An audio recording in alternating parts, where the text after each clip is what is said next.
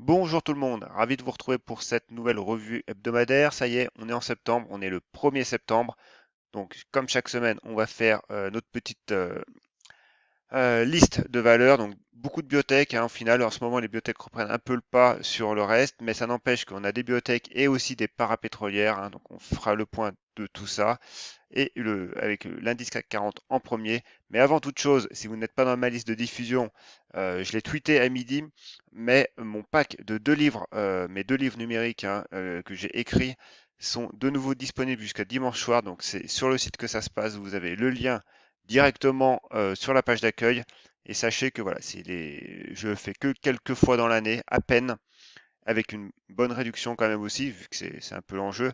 Et ces 2 livres vous feront gagner, je pense, un temps énorme en recherche, en voilà, savoir par où commencer, comment exploiter l'analyse graphique, mais également le mettre avec de la gestion du risque, adapter une stratégie quand même basée sur le breakout voilà, qui fonctionne. Donc du coup, je vous laisse tout ça, je vous laisse découvrir tout ça sur le site. Alors, du coup, notre CAC 40, il est là. On est sur la plateforme TradingView, donc vous le savez, hein, vous avez mon compte Twitter, Ben de Lyon, vous avez mon site, du coup, spéculateurmalin.fr. Et n'oubliez pas de vous abonner à ma chaîne YouTube. Vous êtes plus de la moitié à me regarder sans y être abonné, hein, quand même, hein. Alors, notre CAC 40, il est là, je le remets à l'écran. Donc, nous avons toujours notre range moyen terme. Lui, voilà, pour l'instant, à moyen terme, ça navigue au milieu et on n'a pas de direction franche tant que ça restera entre ces bornes. D'ailleurs, on le voit au niveau du RSI. On est neutre, hein, et on oscille vraiment entre un petit peu de neutralité, mais limite, voilà, avec un biais baissier, mais sans vraiment franchir la ligne de la baisse. Puis on voit le faisceau long terme, quoi qu'il arrive tout doucement, il fait support, hein, il a déjà fonctionné en juillet, il fonctionne le 21 août. Et puis là, bah voilà, on a retapé les 7300 dans la semaine, mais on bute cette fois-ci sur les 7000, bah, quasiment 7400. On voit que les bandes de Bollinger petit à petit sont à l'horizontale, donc on est vraiment dans une neutralité moyen terme et même court terme. Voilà, on voit les faisceaux s'alignent, s'ajustent quand même parfaitement. Donc, tant qu'on n'aura pas à minima franchi ces 7400, eh ben, on restera quand même dans une tendance vraiment neutre. Et puis, il faut vraiment refranchir les plus hauts, hein, les 7530, pour redonner une grosse impulsion haussière moyen terme. Tant qu'on restera dans ce range, je le dis, hein, il n'y a pas de franche direction moyen terme du marché. Et c'est un marché qui est du coup très piégeur. Voilà, on commence avec nos biotech. Donc, du coup, Oco-Design, donc Oco-Design que je suis particulièrement parce que du coup j'ai déjà une position moi sur la Neuro 40, hein, je vous l'ai déjà dit. Et puis là je compte pyramider si ça passe sur les 2,18, je crois que j'ai mis un ordre hier. Et on voit, hein, de nouveau la volatilité se calme comme ça avait été le cas fin juin. Et cette fois-ci voilà, on a un niveau pivot qui commence à se dessiner proprement, hein, sur les 2,18. On a un triangle ascendant, figure que j'affectionne particulièrement parce qu'elles permettent vraiment à la volatilité de se contracter et on voit sur l'unité de temps horaire, non, 4 heures, que clairement, voilà, on est maintenant à l'horizontale au niveau des bandes et ça se précise, voilà. Donc, en tout cas, à la cassure, à la hausse, on surveille les 2,18, évidemment, à la baisse. Tout retour sur les 2 euros sera surveillé de près pour voir si le support tient toujours. Ensuite, nous avons Genoway. Alors Genoway, voilà, il y a eu une news hier, voilà, je ne l'ai pas suivi, mais en tout cas aujourd'hui, ça fait plaisir quand même de voir une hausse à 6%, voire même, je pense quasi un peu plus, hein, on est quasi frôlé les 3,93. Et voilà, l'enjeu, en tout cas à très court terme, c'était de tenir ces 3,80. Pourquoi? Parce que c'était quand même un niveau de support qu'on avait cassé et qui s'était transformé en résistance, hein. Les 3,60 évidemment ont toujours bien tenu. Donc là voilà, maintenant lundi, l'enjeu, ça sera de tenir ces 3,80 et de revenir tester cette oblique baissière et surtout ce niveau des 4 euros, mais 4,10 € quoi. Voilà. Pareil, ici on a un range et c'est clair que ce range à moyen terme, si on le passe, on voit d'ailleurs qu'on a la bande de Bollinger supérieure qui est sur ce niveau des 4,10, donc on a quand même un alignement entre le moyen terme et le moyen terme hebdo et le moyen terme journalier, on va dire. Voilà, on a quand même deux unités de temps qui se rejoignent. Et on voit également qu'en hebdomadaire, on est quand même sur une zone d'importance au niveau des faisceaux. Donc, on est encore neutre en hebdomadaire. Voilà, le RSI le prouve, hein, et graphiquement, en tout cas, ça se lit très bien. Mais c'est vrai que si la semaine prochaine, on revient sur les 4 euros, 4,10 € et que de nouveau, moi, c'est vraiment le scénario que j'aimerais qu'il se réalise, c'est d'aller sur les 4,10 €, mais voilà, pas franchir tout de suite parce que je veux pas que ça se transforme en feu de paille, mais simplement redescendre, pourquoi pas sur les 4 euros, 3,95 €, construire de nouveau une figure de congestion. Voilà, un truc dans ce sens-là. Et là, cette fois-ci, avoir, je sais pas, au courant de l'automne, un vrai beau breakout bien construit. Donc voilà, c'est une hypothèse de travail. En tout cas, moi, actuellement, je suis placé. Donc depuis un petit moment déjà, hein, voilà, j'ai une petite ligne que je renforcerai bien évidemment si le prix me donne une figure de congestion correcte pour ajuster mon niveau de stop au mieux. Et on continue. Du coup, Farming Group. Alors, Farming Group, c'est pareil. Farming Group, là, on a un niveau là sur les 1,20 là, qui se travaille un petit peu. Donc ici, encore une fois, pareil, on ajuste en unité plus court terme. Tout ça, je l'explique dans mon livre numérique, hein, la stratégie du breakout, la volatilité, la baisse de volatilité qu'on doit obtenir obligatoirement. Et bah, le fait que cette baisse se traduit par une contraction des bandes de Bollinger, hein. Voilà, là, on a un petit triangle. Simplement, on arrive à la fin de la figure et généralement, la fin de la figure est interdite parce que ça coupe sa validité. Donc, on restera sur une résistance oblique baissière, un niveau de support sur les très court terme, sur les 1,16, 1,67. Mais voilà, surtout sur ce niveau-là des 1,15. Et puis, on surveillera un premier breakout sur les 1,20. Allez, on continue. Adosia. Alors, Adosia, j'ai fait plusieurs graphes de mise à jour dans la semaine. Et là, on voit que voilà, j'avais tracé les retracements de Fibonacci. On a, voilà, on avait les 23,6. Ça a été en support très court terme. On les a cassés. Ils sont devenus résistance. On est venu taper les 38,2. Là, de nouveau, c'est en support. Maintenant, lundi, on voit que du coup, on a fait même une mèche sur les 23,6 de nouveau. Non, pas tout à fait, sur l'ancienne résistance qui est un peu plus loin. Et voilà, on a des gros niveaux, c'est surtout cette zone-là, hein, des 50% de retracement de Fibonacci, et ensuite les 61,8. Moi, je privilégie cette zone, hein, 31,20 et 50, c'est vraiment statistiquement où là, les rebonds se font le plus durable. Mais on voit que les retracements de Fibonacci correspondent également à nos faisceaux, hein. Donc voilà, c'est pas des zones qui sortent de nulle part. Et du coup, on voit quand même que le premier support à tenir quand même d'envergure pour l'instant, ça reste le niveau des 10 euros, hein. 11, cette zone 11, 10 euros là. Voilà. Pour l'instant, voilà, on reste neutre. D'ailleurs, le RSI encore une fois le montre parfaitement.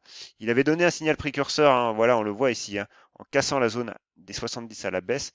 Voilà, ça c'est vraiment un signal à suivre sur le RSI. Et puis du coup, bah voilà, maintenant on laisse le prix travailler. On voit que, alors potentiellement, on a une épaule, tête, épaule. Bon, c'est pas encore ultra propre, donc voilà, à prendre avec des pincettes. Mais clairement, si on casse, on reporte et ça nous amènerait bah, sur cette zone-là, hein, des 7 euros, quoi. Voilà pour Adosia. Maintenant, on continue. Allez, on enchaîne pour faire une petite vidéo de 20 minutes. Je sais qu'au-delà de 20 minutes, ça devient compliqué pour vous et c'est normal. Et d'ailleurs, ça l'est aussi pour moi. Mais Innate Pharma, donc j'avais eu la question pareil en commentaire. Donc n'hésitez pas à me poser des questions, hein, en commentaire. Généralement, j'essaie d'y répondre. Voilà, ça peut arriver que j'ai des commentaires qui passent à l'as, mais c'est très peu probable quand même. Voilà, donc n'hésitez pas. Et on voit que Innate Pharma, l'enjeu immédiat, c'était de passer les 2,80 et de les tenir. C'est ce qui s'est fait. Alors, on a eu une petite figure de congestion court terme. Et surtout, voilà, on a un report chartiste avec un drapeau ou un fanion plutôt, un fanion, et qui nous donne comme objectif graphique clairement ben, les 3 euros, hein, 3 euros avec cette résistance oblique qui est moyen terme. Donc voilà, ça nous donnerait du coup un niveau, bah, cette zone hein, des 2,95, 3 euros à travailler. Pareil, petite baisse de volatilité pour vraiment donner une belle impulsion moyen terme et aller après rejoindre bah, cette zone des 3, 3,15 et surtout 3,50. On n'y est clairement pas encore. On voit quand même qu'on est positif au niveau du RSI. Par contre, voilà, il y a très peu de volume quand même, attention. Même si le volume n'est pas extraordinaire, il y a quand même une petite augmentation, il faut quand même la noter. Ensuite, Abivax. Bah, Abivax, c'est pareil. Alors bon, elle nous a fait un beau run évidemment au printemps. Là, depuis bah, avril, elle se stabilise, elle latéralise, et on voit que la volatilité baisse, les bandes de Bollinger se contractent, et on a un niveau ici hein, qui se dessine sur les 18 euros, voilà, qui prend forme petit à petit. Donc attention, évidemment, ici, on a quand même les plus hauts récents, donc qui peuvent fonctionner en résistance, mais par contre, on a les bandes de Bollinger qui sont quand même assez serrées, on est neutre. Si on se met en 4 heures, on voit que on peut tracer également un support oblique haussier un peu plus court terme, pareil, qui viendrait prendre appui sur la bande de Bollinger inférieure qui elle remonte également. Et puis voilà, comme premier niveau, hein, c'est vraiment cette cassure de résistance oblique, alors qu'on peut peut-être ajuster, encore que non, même pas spécialement. Ouais, on va la laisser. Voilà, on a vraiment ce niveau-là, hein, soit les plus hauts, soit vraiment ces plus hauts-là, sur les 18 quoi, en tout cas. Mais pareil, sur Abivax, ça construit, ça congestionne. Voilà, c'est quelque chose que j'affectionne. Alors évidemment, à moyen terme, après, cette figure, si on fait un report chartiste, elle nous propulse largement au-dessus vers les 50 euros. Alors évidemment, au milieu, il y aura quand même d'autres supports, d'autres résistances à surveiller, hein, comme la zone des 30 euros, la zone des 35 voire 36 euros, voilà, les plus hauts récents en fait. Voilà. Mais un report chartiste, ça nous donne un objectif graphique. Et puis on voit que graphiquement, en tout cas, les bandes de Bollinger se contractent méchamment quand même en hebdomadaire. Allez, on continue. Kadian. Alors Kadian, bon, j'en parle plus trop, mais on va quand même en parler un petit peu. Ça congestionne énormément. Voilà. Donc là, on a un niveau quand même qui devient ultra clair à tenir. Si jamais ça lâche ici, on n'en parlera plus. Mais par contre, si ça tient et que ça refranchit 19,60, eh ben, encore évidemment, pareil, toujours le moyen terme, ça permettrait de relancer un peu la machine en direction des plus hauts récents. Et puis ensuite, d'aller bien plus haut. N'oubliez pas qu'on on sort d'un canal baissier long terme. Alors, du coup, je sais pas pourquoi ça a viré. Voilà, on a un canal baissier. Et clairement, voilà, on en est là. Donc, on a encore du potentiel à la hausse si jamais vraiment cette zone-là passe. Et là, on est en mensuel, attention, hein. Donc, voilà, c'est des trends qui peuvent se développer quand même sur plusieurs trimestres. Katana, pas grand-chose à dire, ça congestionne, pareil, on est en hebdomadaire. Sur de l'hebdomadaire, la vue est très claire, hein, pareil, hein, on a vraiment un gros pivot sur les 7,60 là, 7,70. Au milieu, voilà, ça, pareil, on a une belle figure de congestion qui se met en place. Mais là, on est sur du moyen terme, donc qui dit figure de congestion dit potentiellement, pourquoi pas, un retour sur la zone des 6,90, 7 euros. Là, sur l'hebdomadaire, visuellement, c'est pas impossible, quoi. Voilà. Alors, à plus court terme, évidemment, on voit que quand même, bah, on avait cette résistance oblique qui a un petit peu été cassée.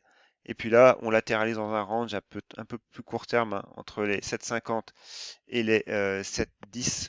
Donc voilà, il n'y a pas de direction franche là. Clairement, on attendra vraiment du moyen terme, un signal moyen terme sur les 7,60, voire les 7,56, voilà, clairement, voilà, en journalier. Mais ne pas oublier qu'on peut très bien refaire une énième rotation sur cette zone hein, des 6,90, 6,80 pour ensuite rebondir de nouveau. Donc Katana, voilà, on est pas mal à moyen terme, mais à court terme, un petit peu de vigilance.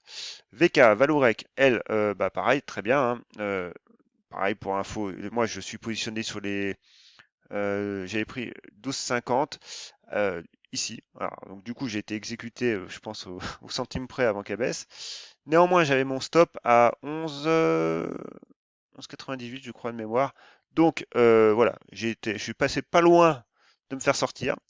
Mais encore une fois, voilà, je l'avais passé sous mon faisceau et puis sous le niveau de stop géré par l'ATR. Donc ça, je vous le montre dans mon bouquin également. Et puis on voit que, du coup, on va faire un peu de ménage. On voit que le prix aujourd'hui a tenu à très court terme cette zone des 12,30, là, ce que je parlais sur Twitter, et que bah, du coup on a ouvert en gap haussier et on a taquiné les 12,60, donc les plus hauts extrêmement récents. Et là, du coup, voilà, on tient et pour l'instant, confirmé lundi, mais on se met quand même pas mal. Ensuite, Technip Energy, alors elle c'est pareil, en journalier, il y avait une petite zone là. Bon, bah du coup, ça a gapé à la hausse en même temps d'ailleurs que Valourec. On rejoint les plus hauts sur les 22,10. C'est pareil. On voit quand même qu'à moyen terme, le trend est bien haussier, il y a pas de souci là-dessus. Donc, encore une fois, bah, c'est pareil. Voilà, on tape cette zone de résistance des 22. Ce qui serait bien, c'est que si vous n'êtes pas encore en position, c'est que le prix consolide un petit peu bah, jusqu'à mi-septembre et que voilà, en 4 heures, voire en 1 heure, vous cherchez après un point d'entrée bah, optimum. Voilà. Là, on voit quand même que les bandes de Bollinger sont larges, sont même encore en 1 heure, mais clairement, voilà, d'ici milieu de semaine prochaine, les bandes de Bollinger auront le temps de se resserrer si le prix nous a pas fait un breakout de son niveau des 22,30. Voilà. Maintenant, rien ne vous empêche de mettre un petit ASD sur ce niveau-là, mais avec une gestion du risque qui est moins optimale, parce que du coup, au niveau du stop, là, c'est un peu plus compliqué, quoi. Voilà, il faudrait un petit creux euh, court terme, histoire qu'au moins on ait un point de repère à la baisse. Allez, on continue avec Clarsen. Clarsen, bah, c'est pareil, elle travaille son niveau des 4 euros. On est revenu bah, taper un petit peu nos faisceaux bah, court et moyen terme, voilà, rapidement. Donc là, on est en unité 4 heures. Donc si on se met en journalier, voilà, on reste sur du court terme. Donc pour l'instant, pas d'alerte. Voilà, on est sous résistance. Il y a du suspense, voilà, j'arrive plus à trouver mon mot, mais voilà, il y a du suspense, ça se travaille. On voit qu'au niveau du RSU, on est dans une bonne zone haussière. Il n'y a pas de problème. On laisse le prix vivre et on met son petit ASD sur les 4 euros ou 3,98. Voilà. Et enfin, la dernière, ESSO. Ben, ESSO, c'est pareil, elle est pas mal. Alors, moi, pour le coup, cette figure, voilà, je l'affectionne un peu moins parce que là, autant on avait une figure qui était pas mal avec un breakout voilà, sur les 51-25 là, le 10 août, autant là maintenant, c'est pas, voilà, c'est un peu moins propre pour moi, mais c'est pareil, clairement, c'est pas mal. Mais on voit quand même qu'on reste dans une zone un petit peu, encore un petit peu bah, haussière, mais un peu moins propre quand même, quoi. Donc, du coup, là, on peut à très court terme rejoindre les 60 euros. Mais voilà, ce qui serait bien, c'est de refaire une figure de congestion correcte pour vraiment avoir une pattern bien, bien propre pour la suite. Voilà, c'est juste une simple hypothèse et un avis de ma part. Maintenant, voilà, le prix peut très bien monter en ligne droite. On ne sait pas de quoi est fait l'avenir. Voilà, je vous le rappelle, mon pack est disponible jusqu'à dimanche soir, donc n'hésitez pas. Le lien est sur la page d'accueil. Et puis évidemment, j'ai des articles pour vous, voilà, vous divertir, pour votre lecture, des cours d'analyse graphique également, des livres à lire si vous n'avez pas d'idée. Voilà, il y a de quoi faire, donc n'hésitez pas. Moi sur ce, je vous dis à très bientôt. Bye.